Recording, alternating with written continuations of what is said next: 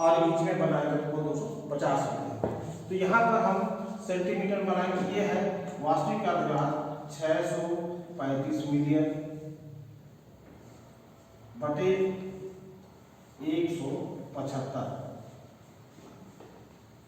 635 million क्या है? पृथ्वी का वास्तविक द्रव्यमान और 175 मिलियन पर हम उसको बनाएंगे। तो इसको हम भाग दे देंगे तो इसका रेडियस कितना आएगा? 635 भागे 175 175। ये कितने बार जाएगा? 2 बार, 3 बार, 2 बार है ना। 2 5 10, 2 7 14, 1 15, 2 2 4 5, 5 3 13 में से 5 गया 8, फिर दशमलव, फिर कितने बार आएगा? 6 बार नहीं, कितने बार गया? 3 बार आना चाहिए। 3 5 15, 3 7 22, 3 2 6 2 8, फिर बचा 5 और 4 से हो गया 2, फिर ये कितने बार आएगा? 1 बार। ये आया रेडियस 2.31। ये पहला चीज हमको निकालना है। इसके बाद दूसरा हम इसमें ज्ञात करेंगे भूमध्य रेखा की लंबाई। इसको हम मिटाते हैं क्या? भूमध्य रेखा की लंबाई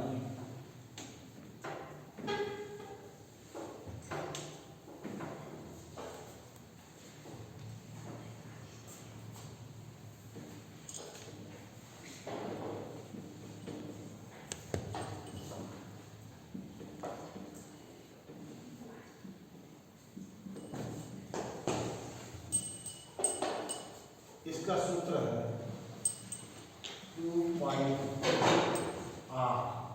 अर्थात 2 × 22/7 गुणित रेडियस हमने जो निकाला है वो कितना है?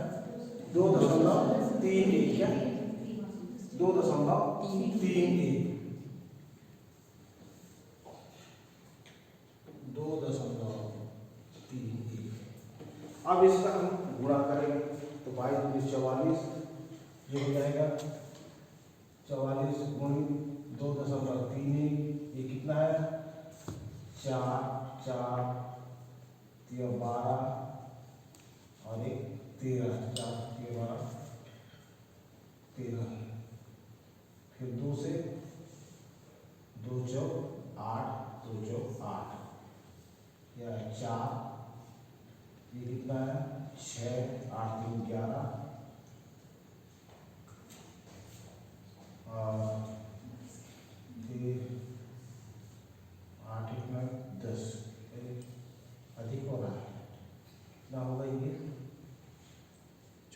3 4 12 13, 2 4 8, 14.52 है सर। कितना? 14 मल्टीप्लाई करो कैलकुलेटर से। कितना है? उतना ही आएगा ना जी। कितना? 18 21। हाँ वही आना चाहिए। के बाद 1.64/7 है ना। ठीक है, कितना है? इसको भाग देंगे 7। 14.5 14.52 14.52 ये क्या हो गया सेंटीमीटर। क्या होगा सेंटीमीटर। ये उसका भूमध्य रेखा की लंबाई हमें क्या है। तीसरा चीज हमें निकालना है, इसको लिख लिए। तीसरा निकाला इसमें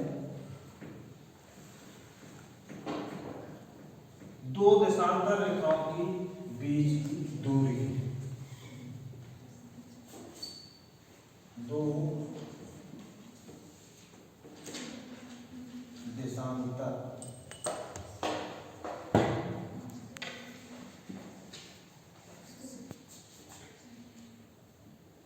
मध्य की दूरी। इसका सूत्र क्या होगा 2πr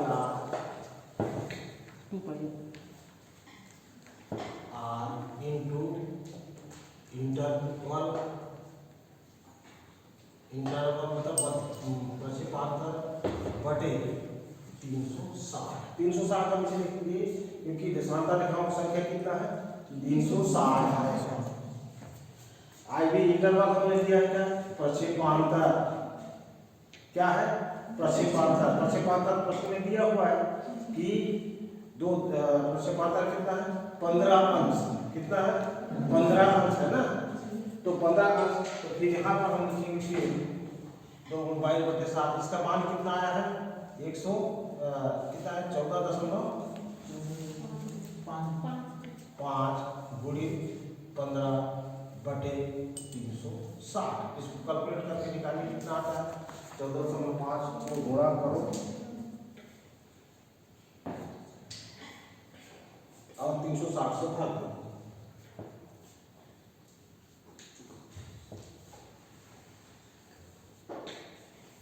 कितना है ये आएगा 0.6 0.60 ये आया सेंटीमीटर में।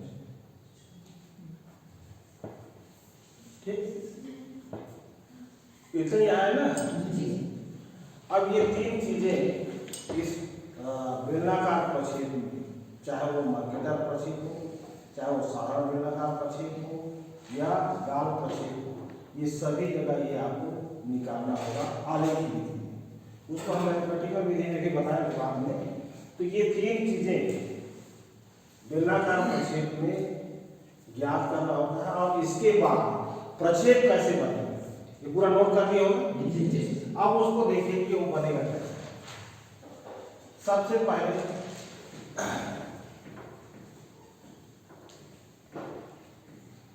जो अर्धव्यास है वह अर्धव्यास कितना है लंबा दी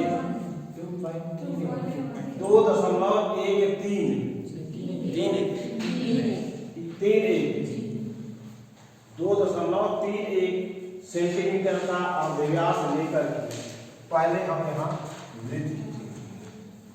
क्या खींचेंगे वृत्त। वो कितने का होगा 2.31 सेंटीमीटर का होगा और उस अर्धव्यास को 4 बराबर भागों में बांटना है और उसमें से आधा भाग आप उसको मिटा देंगे इस तरह से।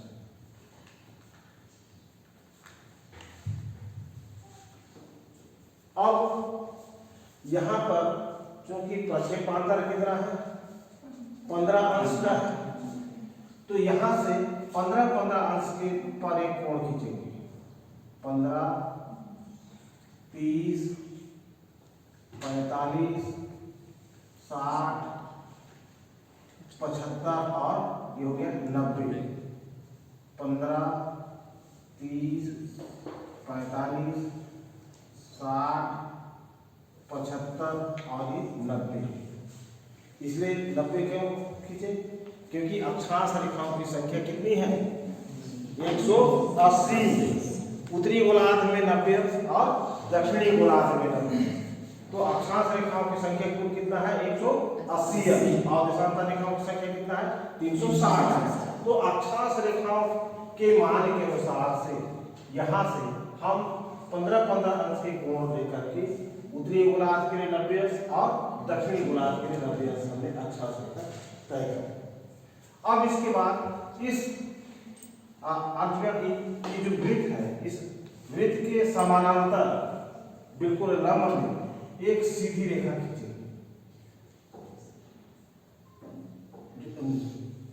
इससे स्पर्श करता हुआ होना चाहिए, बिल्कुल सीधी, केवल 0 अंश है उस पर ही स्पर्श करता हुआ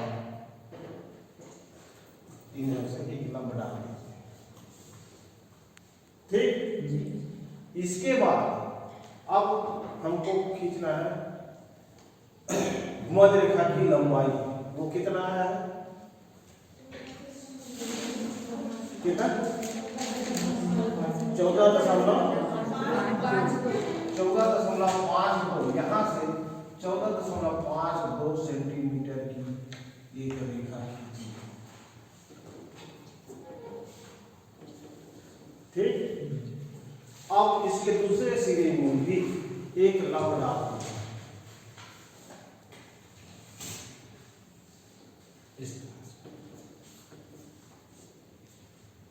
अब अक्षांश रेखाओं के बीच की दूरी हम इसके अनुसार से खींचेंगे। इसके सीध में इस पूरा करके ऐसा खींचेंगे।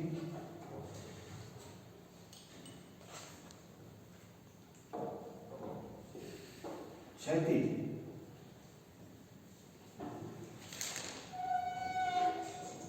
ये हो गया 15 के लिए, 30 के लिए, 45 के लिए, 60 के लिए, 75 के लिए, और ये हो गया 90 अंश। ठीक, अब यही दूरी लेकर के जो इसमें पर बना हुआ ये वाला जो दूरी है, ये जो रफ हमने डाला है ना, अलग अलग अक्षांश रेखाओं पे यही दूरी लेकर के यहाँ पर चिन्ह बना देंगे। 15 के लिए, 30 के लिए, ये दूरी लेकर है ना, जो डिवाइडर है उस डिवाइडर से आप उसको नापेंगे, यहाँ लगा दिए, फिर उसको यहाँ रखेंगे, यहाँ लगा दिए। इस तरह से ये हो गया 15 के लिए, 30 के लिए, 45 के लिए, 60 के लिए, 75 के लिए, 90 के लिए। इसी तरह से वही दूरी के निकल 15, 30, 45, 60, 75 और 90।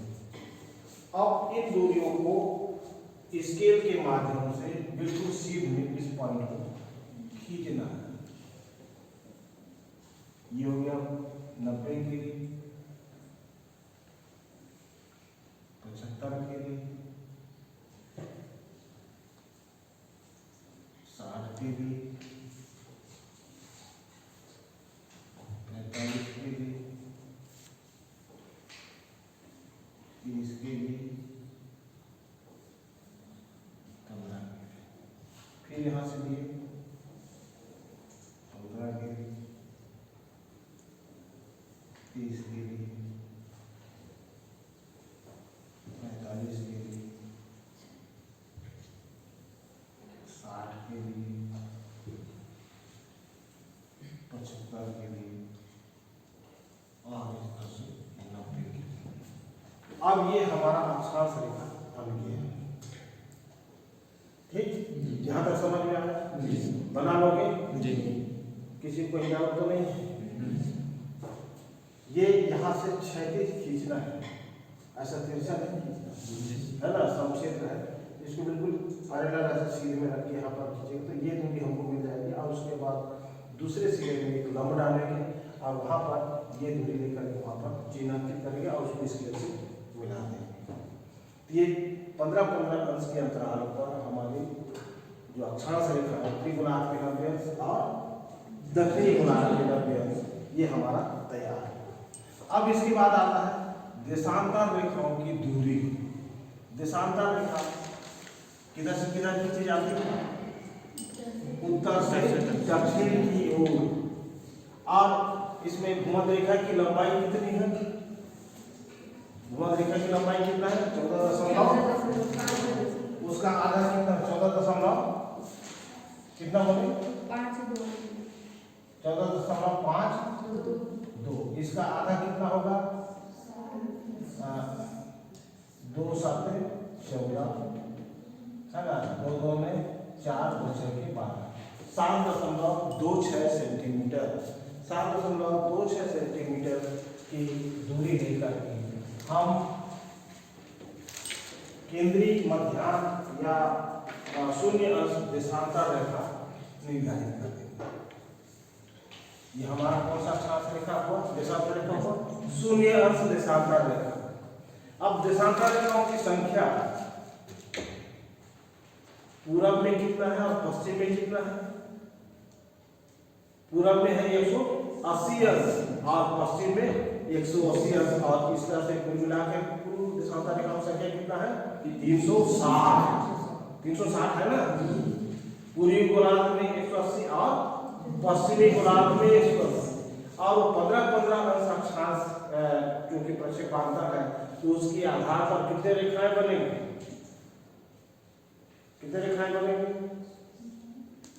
अरे 12 होगा ना हाँ 12 मल्टीप्लाई 15 करो कितना आता है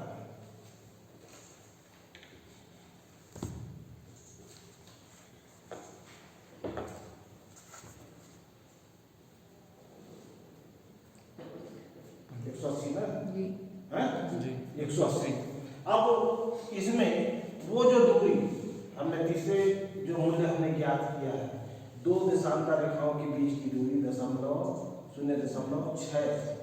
क्या है 0.60 मतलब उतना मिलीमीटर की दूरी डिवाइडर से लेकर है ना मिलीमीटर समझ रहे हैं ना 1 सेंटीमीटर में कितने मिलीमीटर होते हैं 10 है ना उसमें आधा सेंटीमीटर का भाग रहता है तो 6 जो पॉइंट है 6 पॉइंट मतलब 5वां के बाद जो 6वां लाइन है उस लाइन की दूरी को डिवाइडर से रख करके आप इसको बराबर क्या कर देंगे डिवाइड कर देंगे इधर कर देंगे तो इस तरह से ये 15 के लिए हो गया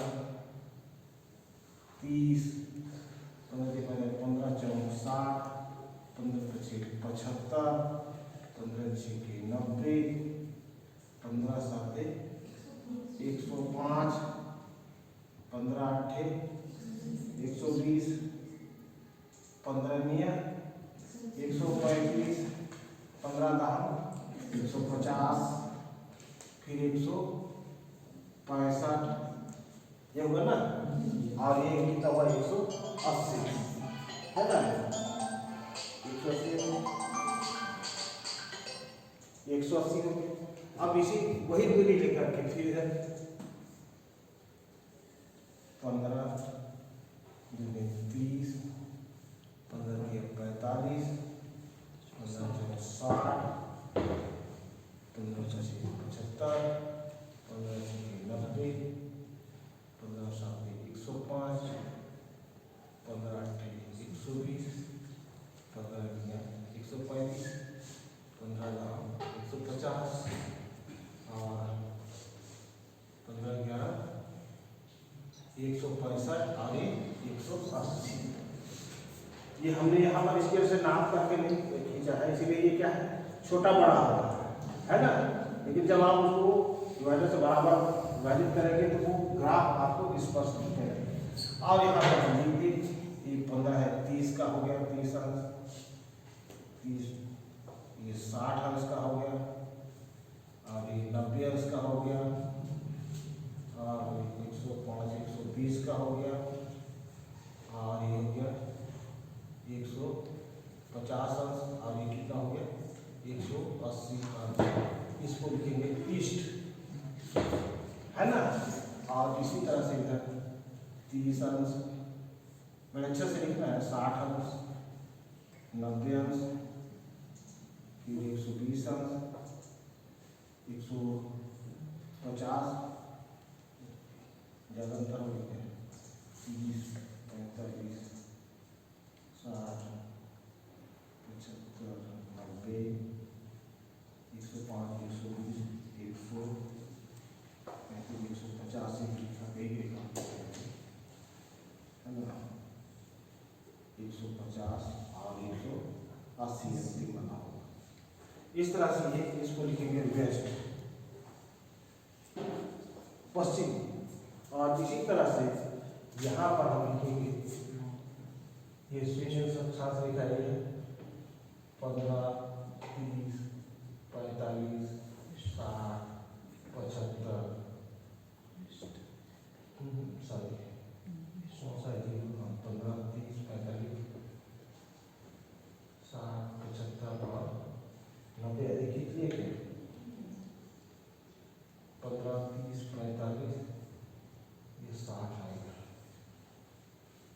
ये 60, ये 75 और ये 90, इसको लिखेंगे नॉर्थ उत्तर, है ना। और इसी तरह से इधर लिखेंगे 15, 30,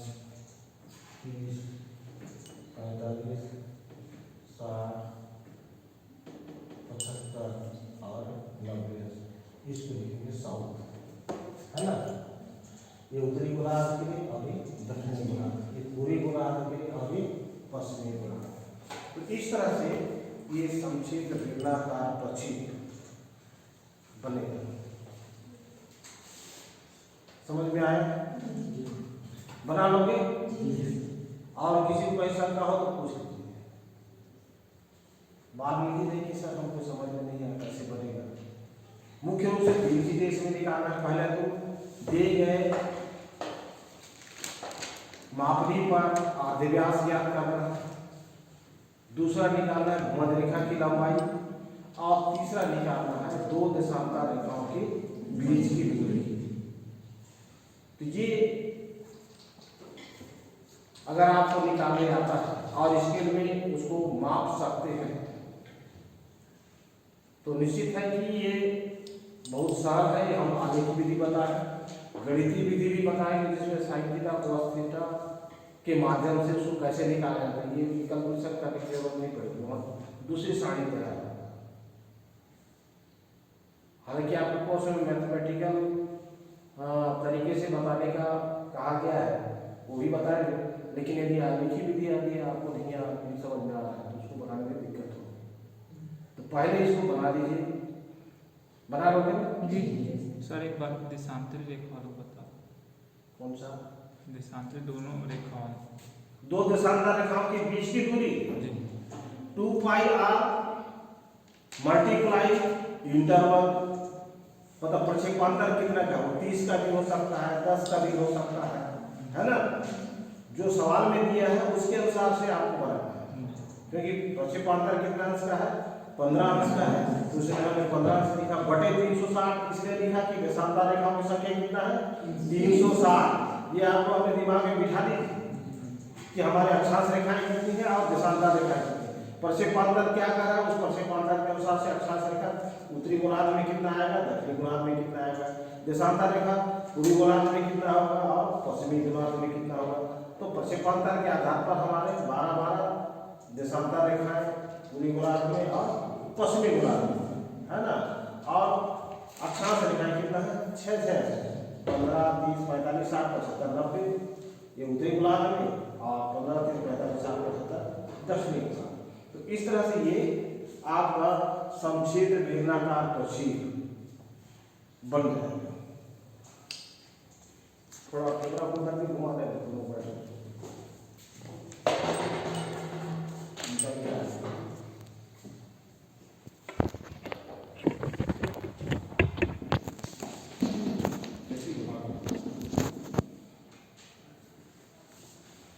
तो ये आपका समक्षेत्र बेलनाकार प्रक्षेप का ये सवाल हमने आपको बता दिया है, और किसी को कहीं शंका हो कभी भी पूछ सकते हैं, वहां जाकर अपने साथी को नहीं पूछेंगे। बना लोगे ना जी? किससे नहीं बनेगा, बना लोगे अंदर से बोलो, ऐसे नहीं कि वो बोल रहा है क्योंकि आपको खुद को बनाना है। तुम बना लोगे? जी। आप? जी।